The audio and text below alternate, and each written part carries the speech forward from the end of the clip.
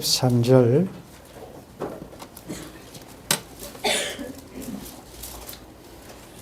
우리 본문을 같이 한번 읽겠습니다. 민수기 24장 10절에서 13절입니다. 발락이 발람에게 노하여 손뼉을 치며 말하되 내가 그대를 부른 것은 내 원수를 저주하라는 것이오늘 그대가 이같이 3번 그들을 축복하였도다. 그러므로 그대는 이제 그대의 것으로 달아나라. 내가 그대를 높여 심히 존귀하게 하기로 뜻하였더니 여호와께서 그대를 막아 존귀하지 못하게 하셨도다. 발람이 발락에게 이르되 당신이 내게 보낸 사신들에게 내가 말하여 이르지 아니하셨나이까. 가령 발락이 그 집에 은가득한 은금을 내게 줄지라도 나는 여호와의 말씀을 어기고 선악간에 내 마음대로 행하지 못하고 여호와께서 말씀하신 대로 말하리라 하지 아니하나이까. 아멘. 여기까지 인도하신 하나님 찬양하겠습니다. 할렐루야. 성경은 우리의 경험, 또 논리, 생각, 이성으로 이해할 수 있는 것이 아닙니다. 성경에 기록된 하나님의 섭리 또 뜻은 믿음의 대상이지 경배의 대상이지 우리의 이해의 대상은 아니라는 사실을 꼭 기억하시고, 부활을 어떻게 논리적으로 과학적으로 설명하겠습니까? 삼위일체를 우리가 잘 알아듣게, 내가 이해하기 쉽게 어떻게 설명하겠습니까? 어느 신학자가 말하기를 삼위일체를 논리적으로 잘 설명하였다면 그 논리는 틀린 것이다. 삼위일체는 믿고 우리가 순종하는 것이지 내가 이해가 되어서 믿는 것은 아닌 것입니다. 그러나 자유주의자들은 성경에 나타난 모든 사건들을, 기적적인, 이적적인 사건들은 인정을 하지 않습니다. 예를 들자면 오병이어 사건, 물고기 2마리와 보리떡 5개. 우리는 물고기 조그마한 한 아이의 도시락 끓이지만 그것을 주님께 드렸을 때 주님이 축사하시고 많은 5,000명을 먹이셨다, 이렇게 이해하는데, 즉 기적적인 것을 이해하는데 자유주의 신학자들은 그렇게 하지 않습니다. 그 고기가 우리가 생각하는 작은 고기 아니고 억수로 큰 고기. 그래 조금씩 띄우면 얼마든지 다 먹을 수 있는. 그리고 베드로가 물 위로 예수님 보고 걸어오다가 빠진 사건이 있잖아요. 그것도 갈릴리 바다에 보면 물이 있지만 어떤 경우에는 바로 밑에 돌이 있어서 예수님은 돌 있는 데 딱 서 계시다가 그 밑에 빠지는 그 부분을 딱 보시고 베드로 보고 건너오라 하니까 베드로는 모르고 가다가 거기 빠졌다. 그래서 초자연적인, 기적적인 이런 사건들을 인정을 하지 않습니다. 자꾸 논리적으로 설명을 하고 성경의 초자연적인 사건을 파괴하려고 하는 것이죠. 어제 새벽에 주신 말씀도 우리가 어떻게 하면 만사형통하고 복받을 것인가, 기도하고 충성하고 선교하고 전도하고 많은 것들이 있는데, 어제 새벽에 주신 시편 122편의 본문은 예루살렘을 사랑하는 자는 형통할 것이다. 예루살렘을 사랑하는 자는 형통하다. 말이 됩니까? 그건 말이 되든 안 되든 내 생각에 맞건 안 맞건 동의하든 안 하든 하나님의 말씀이 그렇다면 그런 것입니다. 아멘. 예루살렘을 사랑하는 자는 형통하다. 그러면 굳이 우리가 그럼 왜 그럴까? 왜 예루살렘을 사랑하면 형통할까? 예루살렘이라는 것은 결국은 지금으로 이야기하면 교회라고도 할 수 있고 하나님 나라. 왜 교회를 사랑하는 것이? 개혁주의 3대 원리가 하나님 중심, 성경 중심, 교회 중심입니다. 근데 하나님 중심이라는 것이 결국은 하나님 뜻인 말씀 중심인 거. 동일하게 그것이 왜 교회가 그렇게 중요할까? 그래서 굳이 우리가 이제 한번 추론해 보자면, 교회는 예수님이 피로 값주고 사셨다. 예수님이 십자가에 죽으시고 열려진 옆구리에 피와 물이 나와서 그래서 탄생한 것이 하와, 소위 말해서 아담을 깊이 잠들게 하시고 갈비뼈로 열려진 옆구리로 하와를 만드셨잖아요. 한 몸 아닙니까? 뼈 중에 뼈, 살 중에 살이라. 그 아담과 하와의 사건은 결국은 둘째 아담은 예수 그리스도를 예표하고 신부인 하와는 교회를 상징합니다. 그래서 주님이 피로 값주고 사신, 즉 주님이 죽으심으로 세우신 교회단 말이죠. 그러므로 그 교회를 미워하거나 그 교회를 분열시키거나 이러면 하나님이 좋아하시겠습니까? 그러므로 예루살렘을 사랑하는 자 행동할 수밖에 없는 게, 그건 주의 이름이, 내가 이 반석 위에 내가 내 교회를 세우겠다. 주님의 교회단 말이죠. 그래서 예루살렘을 사랑하는 자는 형통할 것이다 라고 말씀하시구나. 오늘 우리가 지난 수요일은 공부를 못했기 때문에 이어서 지금 발람의 예언을 공부하는 건데, 이 사건도 우리의 논리와 이해를 초월하는 말씀입니다. 발락이 3번이나 내가 참고 내 원수 이스라엘을 저주하라고 했는데 너는 3번이나 이스라엘을 축복했다. 그래서 막 화가 나가지고 고마해라 이제는 막 빨리 꺼져버려라. 달아나라 이 말이 꺼져라. 내가 그대를 부른 것은 이스라엘을, 즉 예루살렘을 저주하라고 한 건데 3번이나 저주는커녕 축복했다. 내가 그대를 높여, 이 발락이 얼마나 교만한지 아시죠? 높고 낮추는 것이 하나님께 속한 것인데 내가 그대를 높여 좀 존귀하게 하려고 했는데 여호와 그 신이 그걸 못하게 막았다. 이렇게 건방진 소리를 하는 것이요. 그때 발람의 대답이 그거 아닙니까? 만약에 당신의 집에 가득한 은금을 내게 줘도, 이건 믿는 자의 말이 아닙니다. 이방술사 입에서 나온 말이에요. 은금을 줘도 나는 여호와의 말씀을 어기고 선악간에 내 마음대로 말하지 못한다.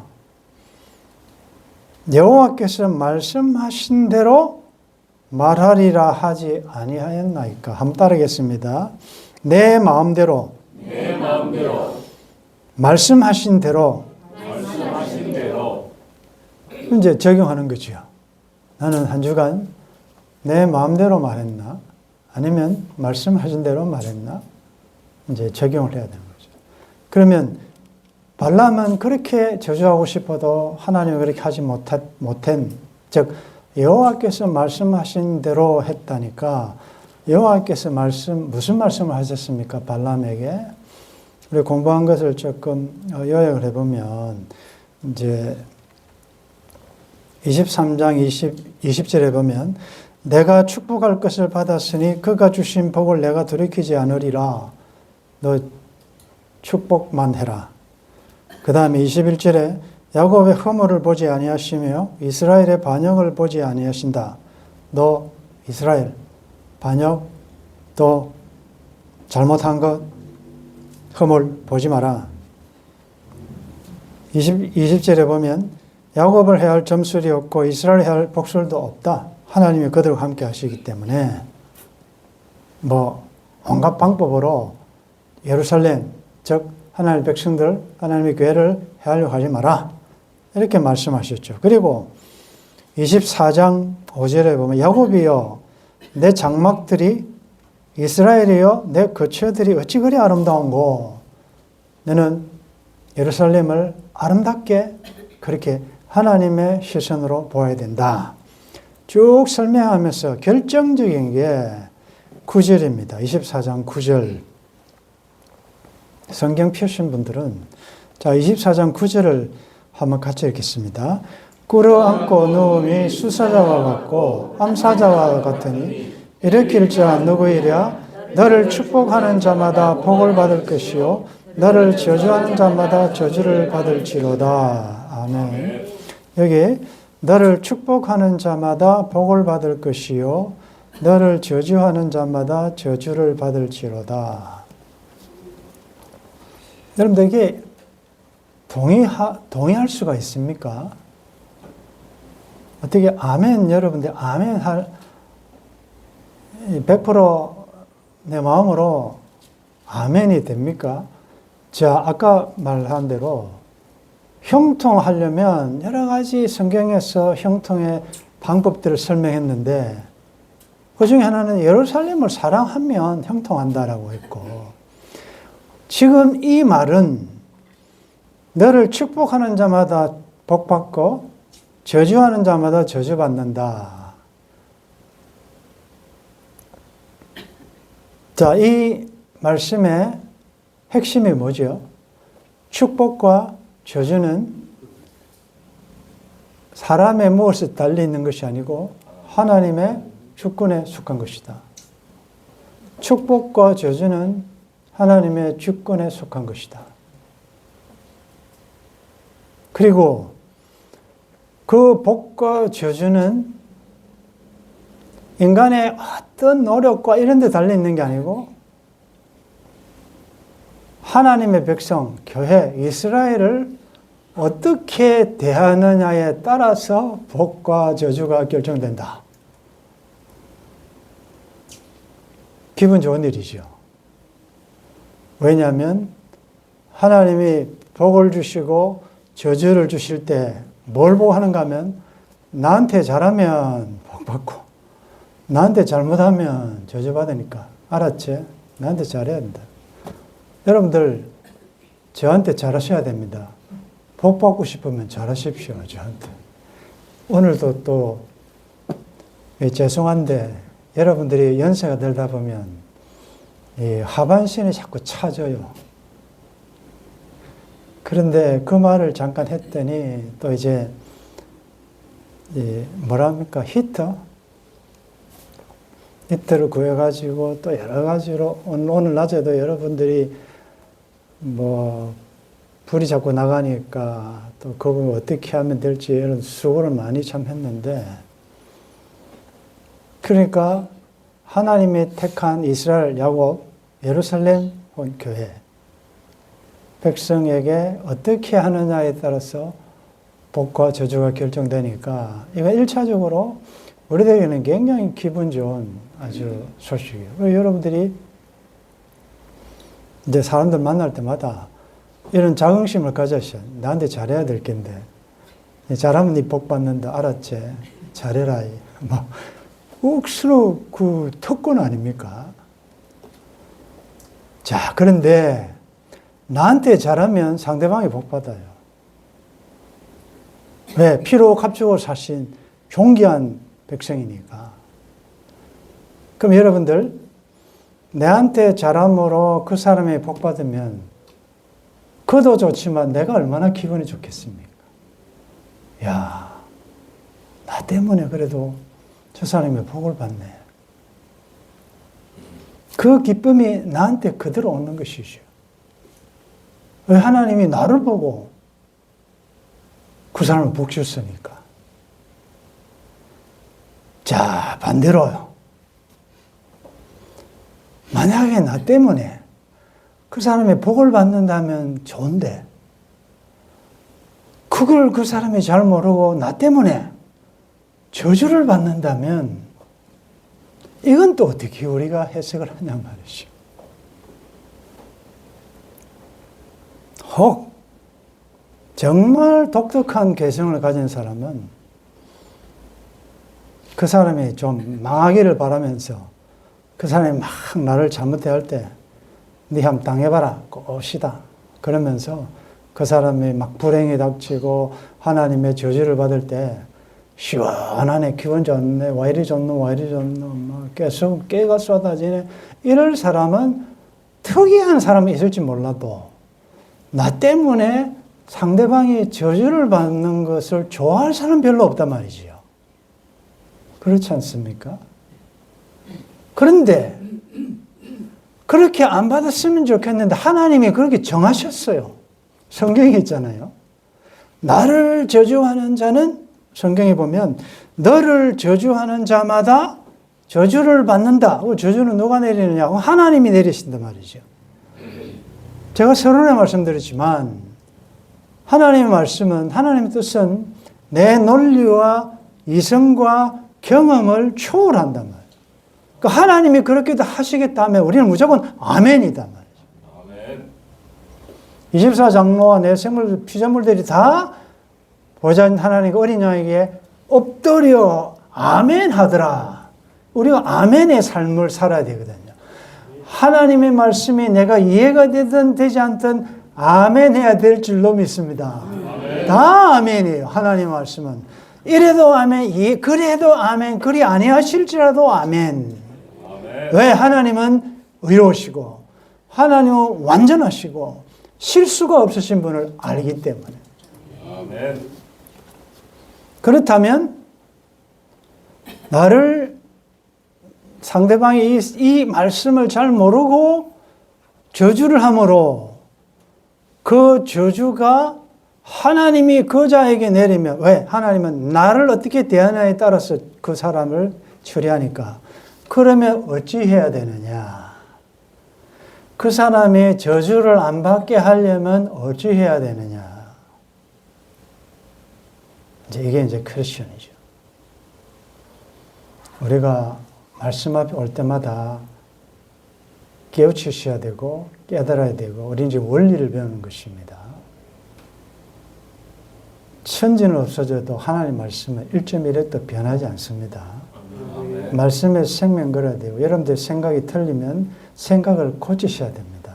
아멘. 그러면 어떻게 해야 되느냐? 이렇게 해야 되겠죠. 그 사람이 나를 축복할 수 있는, 칭찬할 수 있는, 존경할 수 있는 삶을 내가 살아야 안 되겠습니까? 아멘. 그래야 그 사람이 저주를 안 받죠. 그럼에도 불구하고 우리 살다 보면 완벽한 삶이 없다 보니까 그 사람이 나를 싫어할 수밖에 없는, 공격할 수밖에 없는, 미워할 수밖에 없는 이 사건이 있을 수 있거든요. 살다 보면 본의 아니게. 그러면 어떻게 해야 되느냐? 하나님 앞에 예물을 드리려고 하다가 원망 들을 만한 일이 있는 줄 생각하면 먼저 가서 화해하고 와서 예물 드리라. 이유가 아니겠습니까? 그 사람이 지금 나를 미워하고 공격하고 막 비난하고 비판할 때는 뭐 이유가 있단 말이죠. 그 유머로 이제 산돌톡에 하나 올린 게, 여러분 이거 굉장히 고단고 머리가 좋아야 이해할 수 있는 거예요. 상대방이 이유 없이 나를 미워하면 미워할 수 있는 이유를 한 가지 제공해라. 이게 이제 웃어야 이게 이해를 했다는 말인데, 한 사람밖에 안 웃네요. 그 댓글에 어떤 분이 일어났다. 난감하네. 왜 이유 없이 나를 미워하지? 그 이유가 없으니까 이유를 한 가지를 주라 이거죠. 난감한 이야기죠. 이제 좀 유머인데, 무슨 이유가 있을 거 아니에요? 그러면 그것이 성령께서 깨닫게 하시면 즉시 그 오해든 뭐든 그걸 풀으라는 거죠. 미안하다든지, 혹시 나에게 내가 의도하지 않게 혹시 상처 준 게 있느냐. 그래서 그 이야기를 하면 오해한 쪽에서는 즉시 풀어라 이거죠. 그게 성숙한 그리스도인들의 자세라는 거죠. 바보처럼 이게 24시간 흐르고 계속 가죠. 사탄이 틈을 비집고 들어와 가지고 완전 저주하게 꼭 저주라는 게 저주까지 아니지만 여러분들은 막 괘씸하고 미움 이런 게 막 생기잖아요. 이게 갈수록 크리센트가 돼요. 자꾸 해결 안 하면. 왜? 사탄이 막 비집고 들어와가지고 공작을 하니까. 그러면 이 원리가 적용된다고요. 여러분, 저주가 뭐지요? 여러분들이 하나님의 말씀이 없고 성령의 감동이 자꾸 사라지고 성경대로의 삶을 살지 않게 만드는 그게 저주 아닙니까? 가장 큰 저주는 말씀이 끊어지는 게 가장 큰 저주예요. 구약시대부터 예수님 오실 때까지 영적인 암흑기의 400년이 암흑기라는 게 하나님의 말씀이 단절된 시간이에요.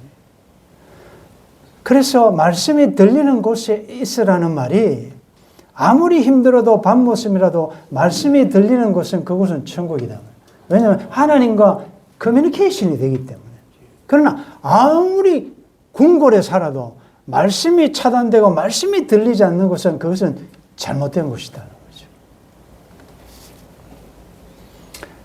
그래서 그 사람이 혹 나를 미워하고 저주할 일이 왜 그렇지라고 할 때는 빨리 잘하는 내 쪽에서 한번 뭔가를 원을 찾아가지고 빨리 속히 그것을 풀고 그러면 상대방도 속히 풀고 이러면 이 저주가 이 말씀이 좋은 쪽으로 적용이 된다는 거죠. 그러므로 특별히 평소에 여러분들에 대해서 적대적인 사람일수록 그 앞에서는 더 잘해야 된다. 왜? 내가 그 사람을 사랑한다면 더 잘해야 한다는 거죠. 왜냐하면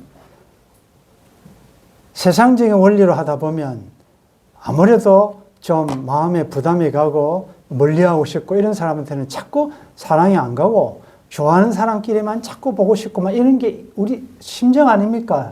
성정이 그렇다고요. 그렇게 되면 나도 그렇지만 점점 더 나를 공격하는 그 사람의 수위가 높아지면 그 사람이 나로 인해서 하나님의 저주를 받는단 말이에요.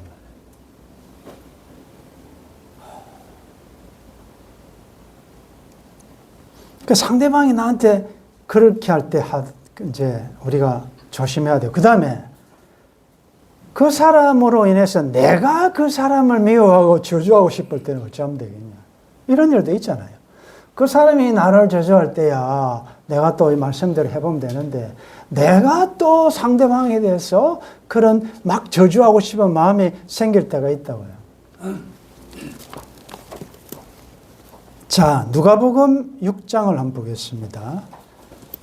누가복음 6장 27절.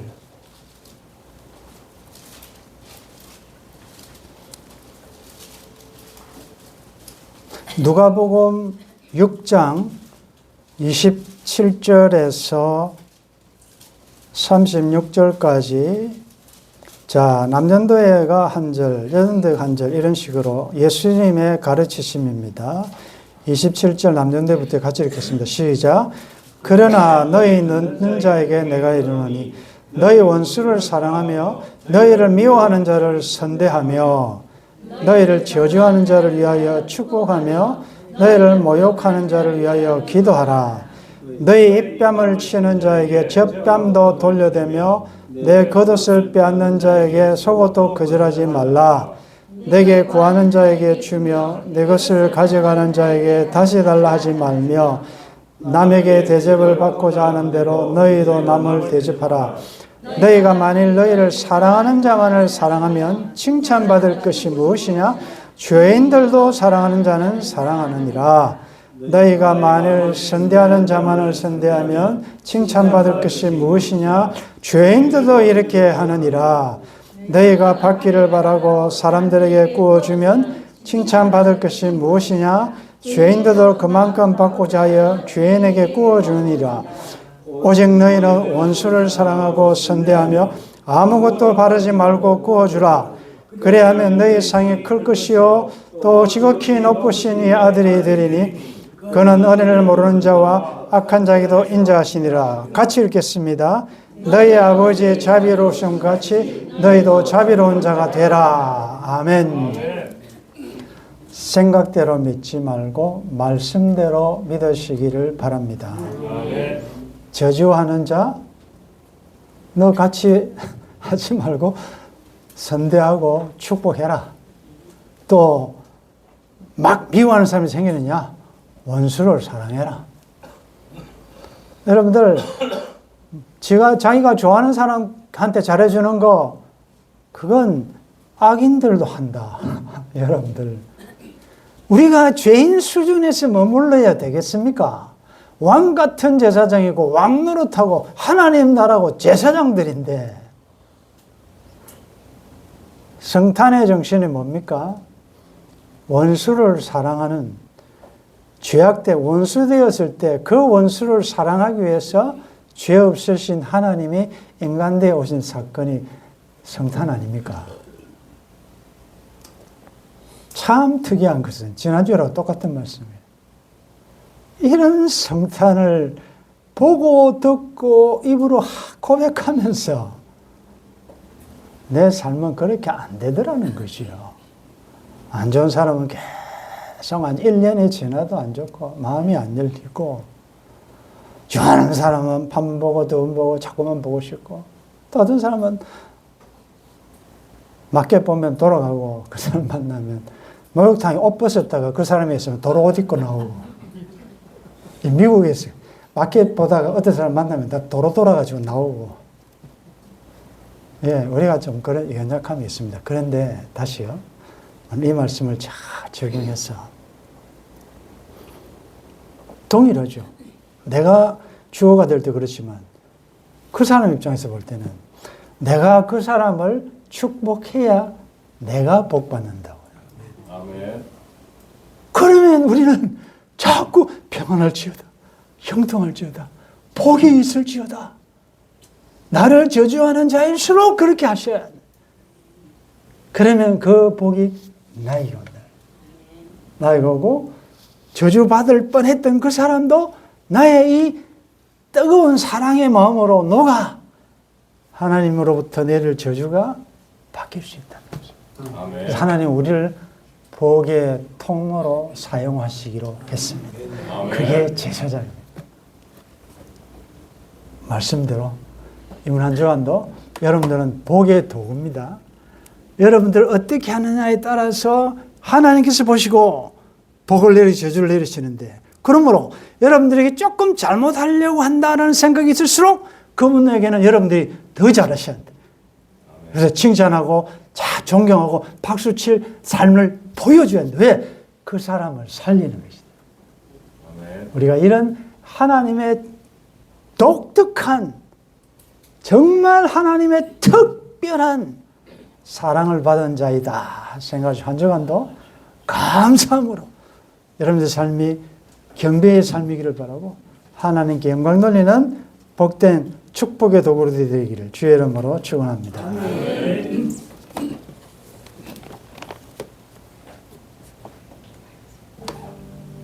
발람은 야훼를 믿지 않는 이방 술사인데도 은금을 주더라도 내 마음대로 말하지 않고 여호와의 말씀대로 해야 된다라고 고백했는데 부끄럽습니다.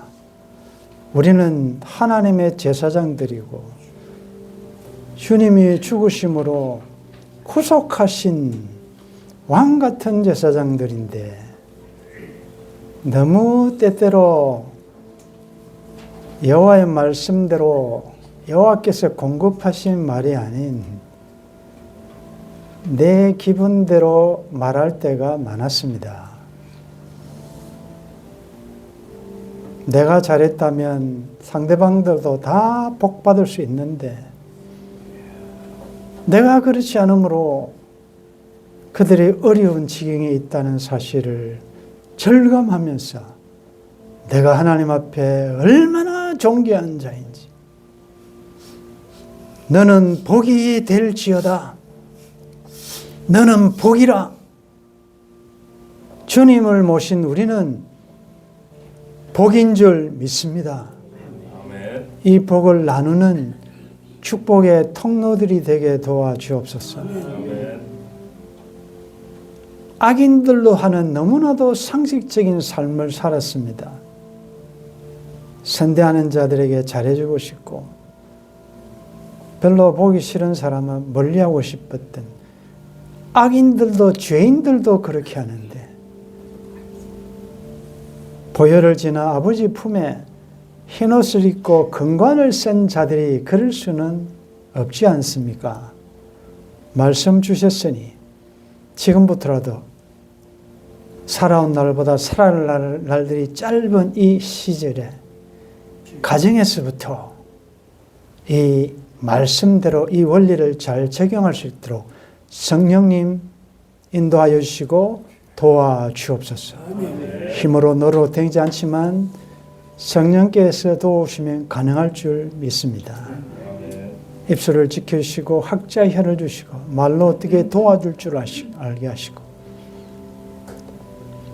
축복의 언어, 생명의 언어, 살리는 언어, 용기를 주는 언어, 아버지의 자비하심 같이 자비한 자들, 긍휼의 풍성한 복된 우리의 삶이 될 수 있도록 도와주옵소서.